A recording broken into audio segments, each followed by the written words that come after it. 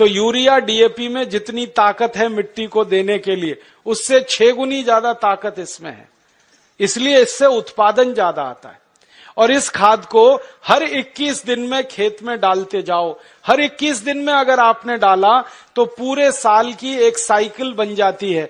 जैसे 3 महीने की फसल है तो 4 बार डलेगा, 4 महीने की फसल है 5 बार डल जाएगा, 6 महीने की फसल है 7 बार डल जाएगा।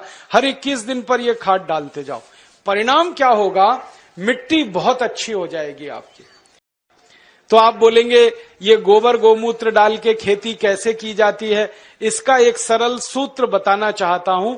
जो भी किसान भाई हैं वो इसको लिख लें अपने कागज पर, अपनी कॉपी पर, नहीं तो ध्यान से सुन लें, क्योंकि ये सूत्र बताने पता नहीं कब कौन दोबारा आपके पास आएगा। ये सूत्र वो है जो खेती में उत्पादन तो ज्यादा देगा और खर्चा आपका पूरा घटा देगा। यूरिया का एक दाना डालना नहीं पड़ेगा और बहुत अच्छी फसल आपकी पैदा होगी। क्या करना है? गोबर डालना है, गाय का हो या बैल का हो या भैंस का हो। कितना गोबर डालना है और कैसे डालना है? अभी कई बार हम गोबर डालते हैं तो क्या करते हैं, गोबर को इकट्ठा करते हैं, एक खड्डे में भरते जाते हैं, वो सूखता रहता है, फिर जब सूख जाता है तो उठाकर खेत में डाल देते हैं। ये सूखा हुआ गोबर मत डालो, इससे कोई फायदा नहीं है। गोबर अगर खेत में डालना है तो गीला डालो, वो सबसे ज्यादा फायदा करता है। ऐसे में एक बात समझाऊं आपको, मैं आपको एक सूखी रोटी दूं खाने के लिए, आप जल्दी नहीं खा पाएंगे, और उसी रोटी को दूध में डाल के दे दूं फटाफट खा लेंगे। एक सूखी रोटी दे दूं नहीं खा पाएंगे, दाल में डाल के दे दूं जल्दी खा लेंगे। गीली चीज जल्दी हजम होती है, मिट्टी को भी और शरीर को भी। तो खेत की मिट्टी में गोबर डालो तो गीला करके डालो। आप बोलेंगे कैसे करना है? 1 एकड़ खेत अगर हमारे पास है मान लो, तो 1 एकड़ खेत के लिए 15 किलो गोबर चाहिए, गाय का या बैल का या भैंस का। अब 15 किलो गोबर चाहिए और 15 लीटर मूत्र चाहिए, गाय का या तो बैल का या तो भैंस का। अब आप कहोगे गोबर इकट्ठा करना तो आसान है, मूत्र कैसे इकट्ठा करें? मूत्र इकट्ठा करना भी आसान। गाय बैल भैंस जब मूत्र देते हैं ना तो उसका समय एकदम पक्का है। गाय के बछड़े और बछड़ी को दूध पीने के लिए छोड़ो, तुरंत पेशाब करती है, डब्बा लगा के भर लो। ऐसे ही बैल करता है, ज्यादा देर बैठ के बैल खड़ा होगा, पेशाब करेगा, डब्बा भर लो। तो मूत्र ऐसे इकट्ठा कर सकते हैं। दूसरा एक तरीका है कि जहां जानवरों को हम रखते हैं वहां पत्थर बिछा दो, ईंट बिछा दो, थोड़ा पक्का कर दो, सीमेंट लगा दो, ढाल बना दो, एक नाली बना दो, नाली में खड्डा बना दो, तो जो भी मूत्र गिरेगा वो खड्डे में इकट्ठा हो जाएगा। और गाय के मूत्र की, बैल के मूत्र की, भैंस के मूत्र की विशेषता है कि इसकी एक्सपायरी डेट नहीं होती, ये खराब ही नहीं होता। 1 साल, 2 साल, 10 साल, 20 साल, 50 साल कभी खराब नहीं होता। तो भरे रहा है गड्ढे में, कोई फर्क नहीं पड़ेगा, बस उस गड्ढे में से उठाते रहो। 15 किलो गोबर, 15 लीटर मूत्र, दोनों को मिला लो, हाथ से ही मिला लो। एक प्लास्टिक का ड्रम ले लो, उसमें मिला लो। मिलाने के बाद इसमें 1 किलो गुड़ डाल दो, गुड़। और गुड़ ऐसा डालना जो पुराना हो, जिसको कोई खाता ना हो, काला काला हो जाता है, एकदम पानी जैसा, जिसको हम छूना भी पसंद नहीं करते, वो गुड़ इसमें डाल दो 1 किलो। और 1 किलो डाल दो कोई भी दाल का आटा या चोकर। चोकर समझते हैं? गेहूं का आटा छानने के बाद जो निकलता है, क्या कहते हैं उसको? चोकर कहते हैं। वो डाल दो 1 किलो। या अगर सस्ती दाल हो घर में उत्पादन की हुई तो उसको पीस के 1 किलो डाल दो। तो 1 किलो चोकर या 1 किलो दाल का आटा। और इसमें डालो 1 किलो मिट्टी। मिट्टी कहां से लानी है?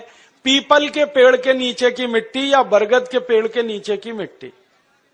तो 1 किलो मिट्टी, 1 किलो दाल का आटा, 1 किलो गुड़, 15 लीटर मूत्र, 15 किलो गोबर, ये 5 चीजें एक ड्रम में मिला दो।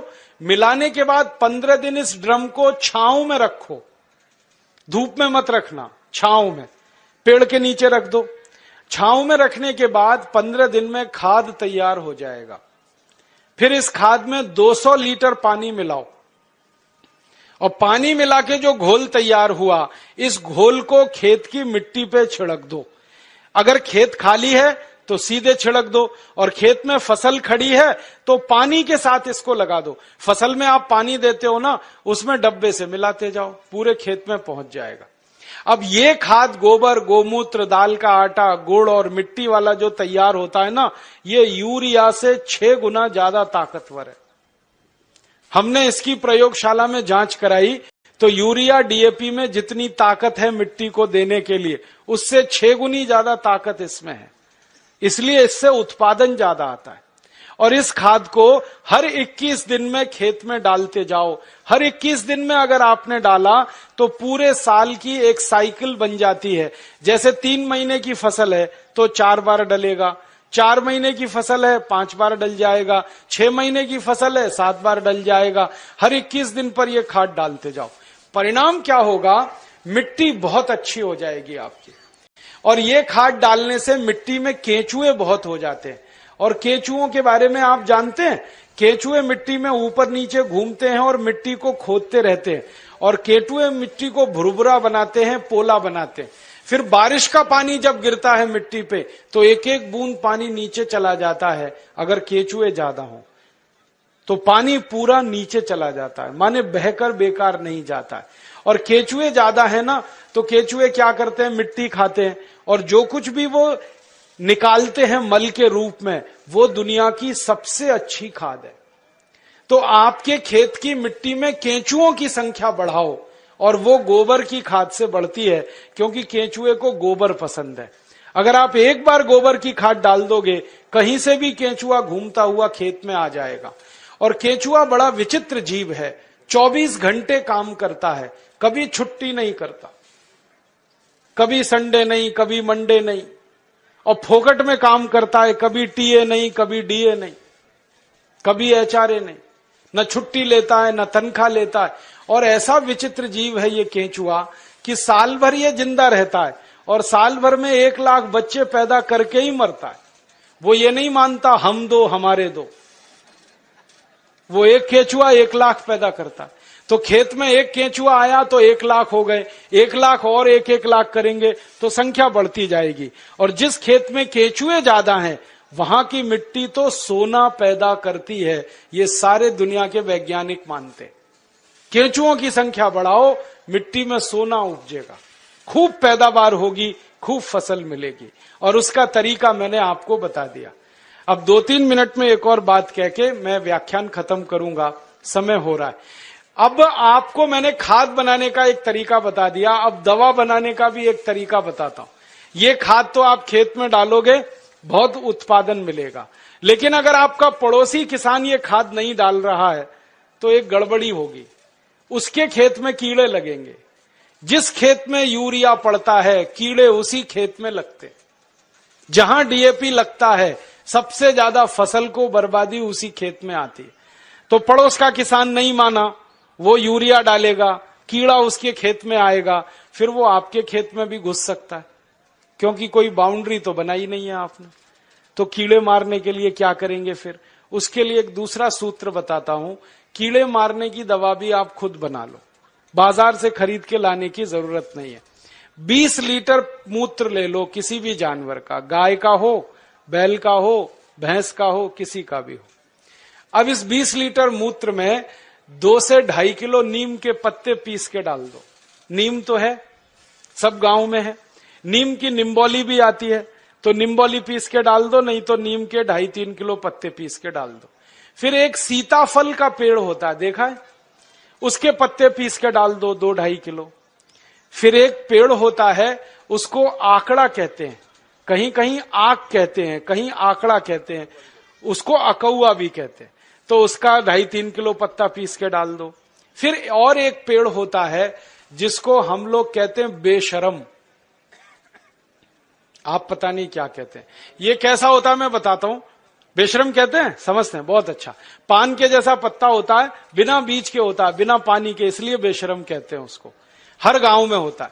तो 2.5-3 किलो बेशरम के पत्ते ले लो, 2-2.5 किलो नीम के पत्ते ले लो, 2.5-3 किलो इसके पत्ते ले लो सीताफल के, और 2.5-3 किलो आकड़े के पत्ते ले लो, और इसमें आधा-पौना किलो तंबाकू पीस के डाल दो, और इसको खूब उबालो गोमूत्र में।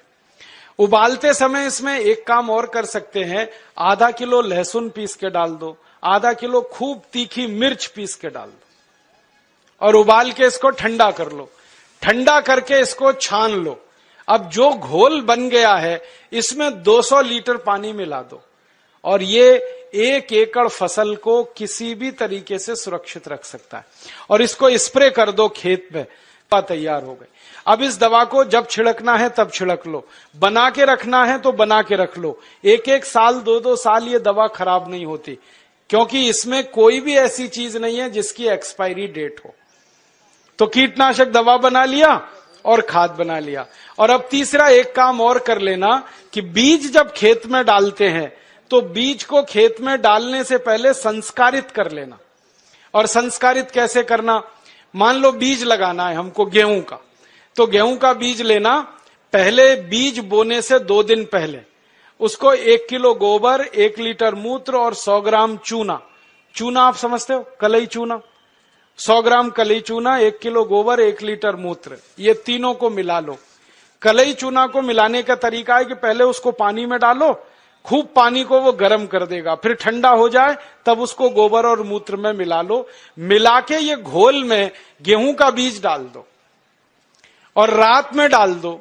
सवेरे उस बीज को निकाल लो, निकाल के उस बीज को छांव में सुखा दो और छांव में जब बीज सूख जाए फिर उसको खेत में लगाओ। तो इस बीज पर कभी भी कीड़ा नहीं आता, कोई कीट नहीं लगता। इतना बड़ा इंतजाम पहले ही हो जाता है, तो खर्चा बच गया और उत्पादन ज्यादा आता है। तो बीज संस्कार करके लगाना, खाद बनाने का तरीका बता दिया, कीटनाशक का तरीका बता दिया। और ये तीनों तरीके अगर किसान भाई इस्तेमाल करते हैं तो urea, DAP, super phosphate, endosulfan का 7 लाख करोड़ रुपया साल का हम बचा सकते हैं। और ये रुपया बचा के गोबर गोमूत्र से खेती करते हैं तो जानवरों की संख्या बढ़ा सकते हैं। और जानवरों की संख्या अगर बढ़ती है तो दूध भी ज्यादा मिलेगा, गोबर गोमूत्र भी ज्यादा मिलेगा। और मैं आपको एक बात कहना चाहता हूं कि आप सब किसान इसी तरीके से गेहूं पैदा करो, चावल पैदा करो, चना करो, दाल करो। हम भारत स्वाभिमान की तरफ से आपका सब खरीदने को तैयार है, क्योंकि भारत स्वाभिमान अगले साल से 1000 दुकानें खोलने जा रहा है पूरे देश में, जहां गोबर गोमूत्र का गेहूं मिलेगा, गोबर गोमूत्र का चावल मिलेगा, गोबर गोमूत्र का चना मिलेगा, जिसको अंग्रेजी में कहते हैं ना ऑर्गेनिक, एकदम शुद्ध देशी खाद का बनाया हुआ, गोबर का बनाया हुआ गेहूं, चावल, चना, दाल मिले। ऐसी 1000 दुकानें हम खोल रहे हैं। उन दुकानों पर आप जो पैदा करेंगे वो बेचने के लिए हम सुविधा देंगे और आप बेचकर अपना मुनाफा रखो। दुकान चलाने के लिए 5-7% जो खर्चा आता है वो उसी में से निकल जाएगा। वो no profit no loss basis पे सारे देश में हम चलाना चाहते हैं। तो हम बेचने में मदद करेंगे, आप उत्पादन करो। और जब ये उत्पादन जरूरत से ज्यादा हो जाएगा तो हम इसको दुनिया भर के देशों में बेचना चाहते हैं। और दुनिया भर के देशों में ये बेचेंगे, 4 गुना मुनाफा आएगा। मैंने लंदन में देखा, एक डिपार्टमेंटल स्टोर में यूरिया डीएपी का आलू है 1 स्टर्लिंग पाउंड का 1 किलो और गोबर गोमूत्र का आलू है 4 स्टर्लिंग पाउंड का 1 किलो। 4 गुना महंगा बिकता है। मेरे कई दोस्त हैं, वो किसान हैं, महाराष्ट्र में आम की खेती करते हैं। वो गोबर गोमूत्र का आम अमेरिका को एक्सपोर्ट करते हैं तो एक आम की कीमत 65 रुपए मिलती है। और यहां यूरिया डीएपी का आम बेचते हैं तो 15 रुपए किलो में सब चला जाता है। कहां 65 रुपए का एक आम, कहां 15 रुपए का 1 किलो। तो मैं चाहता हूं कि सारे किसान जिनके पास सरप्लस प्रोडक्शन हो, उनको एक्सपोर्ट लाइसेंस उपलब्ध हो, तो सारी दुनिया में हम ये माल बेच सकते हैं। और पूरी दुनिया में भारत अकेला देश है जो ये सामान बेच सकता है, क्योंकि जो गाय और बैल हमारे पास है वो दुनिया में किसी के पास नहीं। दूसरे देशों के पास जो गाय है वो जर्सी गाय है, होलेस्ट्रियन और फ्रीजियन है। उसका गोबर ही काम का नहीं है, वो बिल्कुल बेकार। उसका मूत्र भी काम का नहीं। देशी गाय है ना, उसी के गोबर में ताकत है। जर्सी और विदेशी गाय का गोबर तो बिल्कुल बेकार है। तो इसमें जब गोबर लेना तो देशी गाय का और मूत्र लेना तो देशी गाय का।